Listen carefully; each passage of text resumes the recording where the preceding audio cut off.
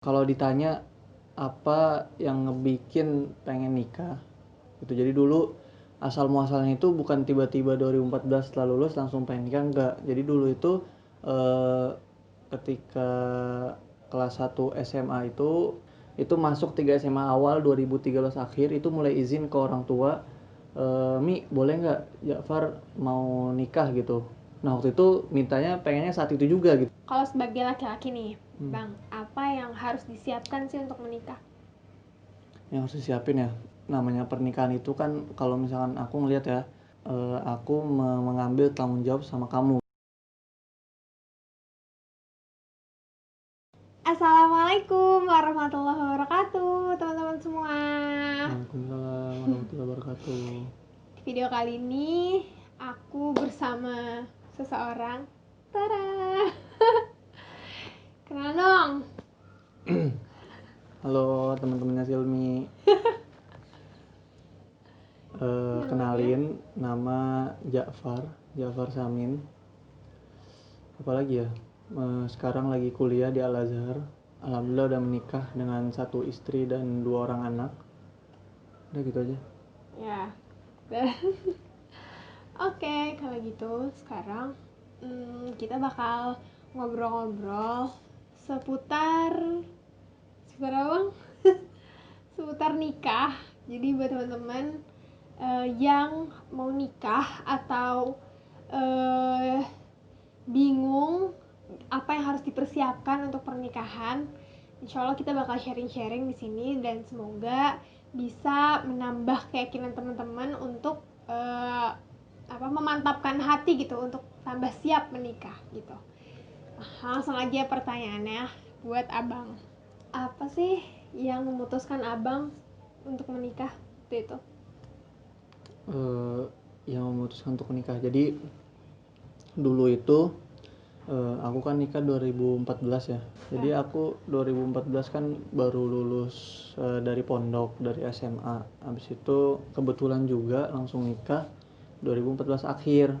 Nah, kalau ditanya apa yang ngebikin pengen nikah gitu. Jadi dulu asal muasalnya itu bukan tiba-tiba 2014 setelah lulus langsung pengen nikah, enggak. Jadi dulu itu eh, ketika kelas 1 SMA itu belum ada niat apapun ke arah pernikahan atau ke arah apapun. Kemudian di kelas 1 SMA akhir ada sebuah motivasi yang sangat membara gitu, ingin menyelesaikan Al-Quran. Alhamdulillah selesai di tahun 2014 tanggal 3 Juni. Habis itu keinginan untuk menikah itu mulai dari mana? Nah, ketika mulai fokus kelas 2 SMA sampai kelas 3 SMA, itu masuk 3 SMA awal 2013 akhir itu mulai izin ke orang tua, Mi boleh nggak Jafar mau nikah gitu.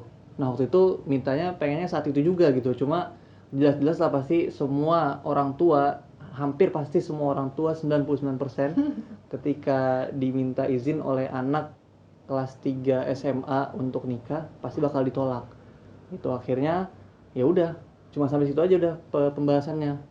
Boleh nikah nggak? Enggak, ya udah ditolak. Akhirnya ya udah berlanjut terus sampai wisuda kelulusan SMA, sampai akhirnya di situ sekalian berproses juga berangkat ke Mesir. Dan akhirnya ya selama proses 1 tahun dari 2013 akhir sampai 2014 akhir itu nikah. Di situ banyak proses-proses sama orang tua yang intinya pengen minta nikah gitu. Dan alasan utamanya jadi karena tadi kan kelas 2 SMA itu udah pengen fokus Al-Qur'an.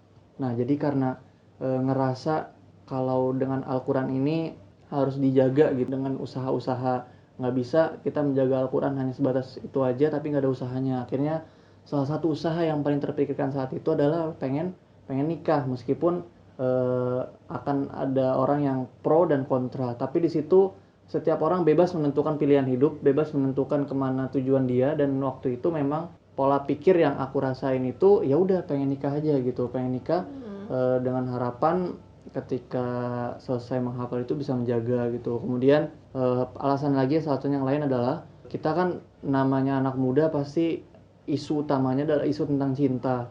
Nah ketika isu utamanya tentang cinta, maka isu utama itu harus diselesaikan, karena kalau misalkan nggak selesai pikiran kita akan bercabang kemana-mana gitu. Jadinya waktu itu aku berpikir ketika kalau misalkan urusan atau isu tentang cinta ini udah selesai, maka pemikiran-pemikiran yang ada di pikiran aku lah gitu itu bisa dialih fungsikan ke yang lain, kayak untuk belajar, untuk organisasi, untuk bisnis, untuk yang lainnya gitu.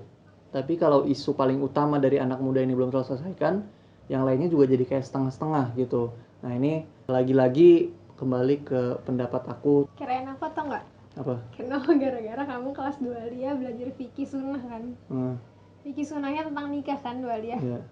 Kirain aku karena itu. Ya belajar fikih sunnah waktu itu ya udah belajar tentang nikah aja. Cuma kan namanya belajar fikih kan belajar tentang luar-luarnya aja gitu. Nggak belajar tentang filsafat tentang pernikahan itu kayak gimana, pola pikir tentang pernikahan itu gimana. Paling cuma motivasi-motivasi aja. Kenapa nikah itu menjadi keharusan? Kenapa nikah itu hukumnya ada 5, wajib, sunnah, mubah, makruh sama haram. Alasannya kenapa? Belajarnya sebatas itu aja. Cuma kalau misalkan pola pikir dan filsafat atau pandangan tentang pernikahan, tentang urgensi pernikahan, yaitu karena faktor apa ya? Faktor mungkin banyak diskusi dengan orang-orang, banyak mengambil pelajaran juga dari teman-teman aku waktu SMA kayak gitu. Udah sih. Udah. Kamu nggak mau nanya balik aku? Enggak.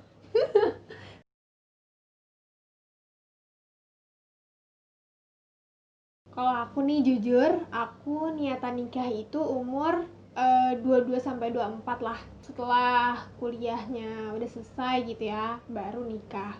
Tapi ternyata qadarullah lebih cepat yang datang, dan waktu itu memang orang tua udah wanti-wanti kalau ada yang datang ya udah disegerakan aja untuk menjaga, karena ya gitu.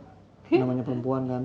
Namanya perempuan kan, apalagi waktu kuliah tuh ada yang beri kode-kode, jadi lebih baik ada yang jagain gitu, walaupun pada akhirnya LDRan juga ya bang ya. Gitu, yang penting udah terikat lah hatinya gitu ya. Kalau sebagai laki-laki nih bang, apa yang harus disiapkan sih untuk menikah? Yang harus disiapin ya, namanya pernikahan itu kan kalau misalkan aku ngelihat ya, aku mengambil tanggung jawab sama kamu gitu, jadinya ya entah itu secara ruhani dan secara jasmani gitu. Nah makanya ketika mengambil tanggung jawab secara ruhani dan jasmani, maka di situ ada nafkah secara lahir dan secara batin.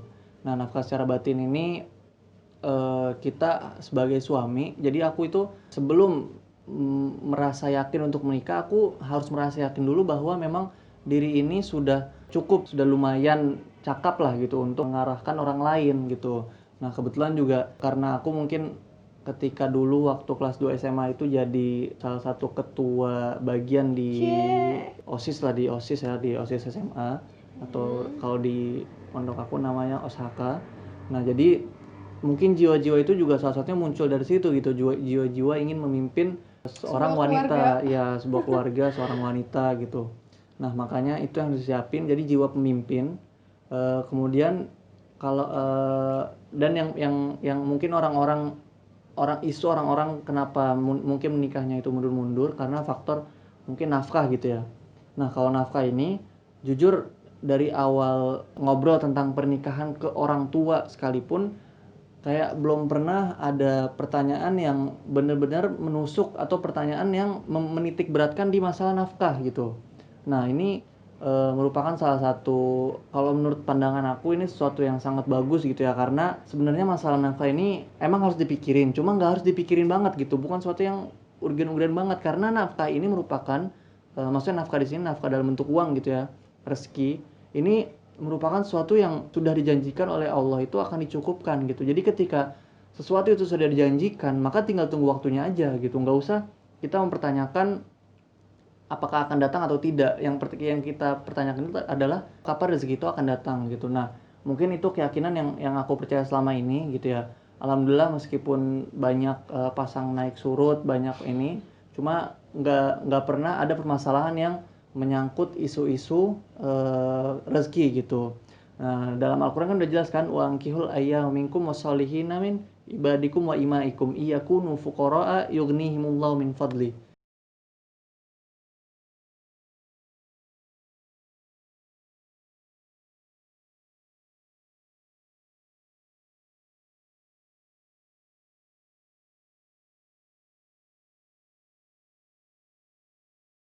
Di sini udah jelas gitu perintah Al-Qur'an, wa ankihu, nikahilah gitu. Salah seorang di antara perempuan-perempuan itu wasolihina min ibadikum gitu, dan orang-orang yang memang cocok untuk dinikahi gitu. Kalau misalkan apa? Iyakunu fuqara, kalau misalkan para single-singlillah ini orang-orang yang fakir atau orang-orang yang membutuhkan atau belum berkecukupan secara harta, yughnihimullahu min fadli. Gitu. Jadi akan dikayakan oleh Allah dengan eh, dengan rahmat Allah, dengan berbagai cara. Nah, itu yang aku percaya, dan alhamdulillah gitu sampai saat ini memang tidak ada lebih, tapi insya Allah cukup gitu, dan belum pernah ada permasalahan yang bersangkut paut dengan masalah harta. Nah, jadi mungkin itu yang harus teman-teman Silmi siapin, bahwa ketika ingin nikah ya fokus kepada ruhani dan jasmani. Ketika ruhani itu buat jiwa kepemimpinan kita itu keluar gitu, karena memang naluri seorang laki-laki adalah untuk memimpin, buat itu keluar. Kalau misalkan belum keluar, ya coba dipancing dikit-dikit Apa gitu. jiwa pemimpin itu? Jiwa bisa mengarahkan seseorang, orang lain gitu, mengarahkan orang lain kepada sesuatu yang memang Baik. diridhoi oleh Islam, oleh Allah Subhanahu wa taala. Kemudian yang kedua, Menerima masukan. ya, kemudian secara jasmani, ya kita meyakini bahwa rezeki Allah itu pasti ada kepada hamba-hambanya, terutama hamba-hamba yang ingin menikah gitu. Karena dalam ayat Al-Quran, loh, Al-Quran yang sudah jelas kemujizatannya, Al-Quran yang sudah jelas bahwa ini merupakan kalamullah, maka harus kita yakini gitu. Karena sebagai orang Islam, sangat tidak pantas kalau kita meragukan kebenaran dari Al-Quran. Nah gitu, jadi kalau kalian orang miskin akan dikayakan oleh Allah dengan pernikahan itu. Mungkin itu sih yang aku siapin, nggak banyak modalnya, karena memang ketika kita menikah itu tidak mesti kita harus sudah sempurna baru menikah gitu, karena kesempurnaan itu justru akan tercapai bersama dengan pasangan kita gitu, sambil belajar sedikit demi sedikit. Jadi ketika mengikuti seminar parenting waktu tahun kemarin 2019 dengan salah satu konsultan keluarga Islam, itu aku benar-benar kayak mendapatkan ilmu baru, dan itu bukan suatu masalah gitu, itu bukan suatu masalah, bukan suatu problem, karena memang sejatinya kita itu belajar seumur hidup, apalagi belajar tentang pernikahan ini. Ya setidaknya ada baca-baca lah, cuma nggak mesti harus sempurna gitu, nggak mesti udah harus sempurna banget, minimal ya udah mulai aja dulu, Bismillah, setelah itu tawakal Allah. Kalau dari aku ya, kalau aku untuk mempersiapkan pernikahan itu, aku harus, karena aku perempuan ya, jadi aku harus menyiapkan hati untuk yang pertama, untuk menerima apa? Menerima kekurangan pasangan, menerima kekurangan aku juga, terus juga menerima pendapat-pendapat yang suami kasih, juga menerima untuk taat gitu. Ketika suami kasih perintah, ya kita harus lakuin gitu. Jadi inget aku apa sih bang?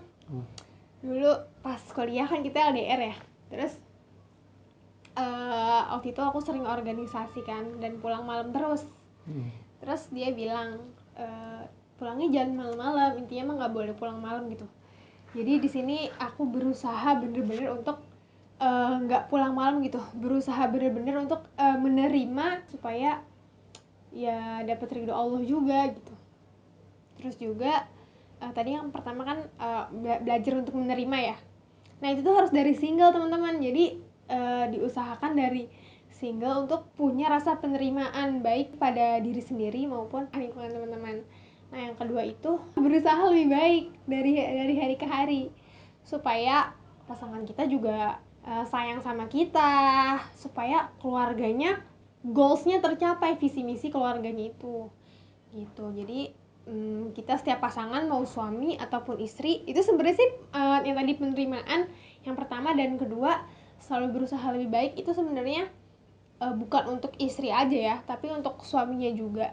Buat teman-teman yang mau nikah juga harus siapin dua hal itu teman-teman.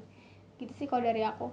Mungkin sekian aja dari kami di video kali ini. Sampai ketemu di video-video selanjutnya.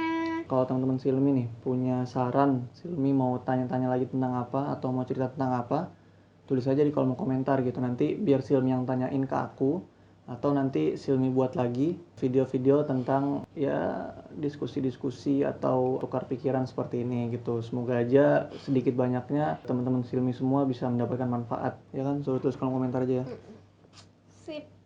Thank you semua yang udah nonton. Assalamualaikum. Assalamualaikum warahmatullahi wabarakatuh. Waalaikumsalam warahmatullahi wabarakatuh.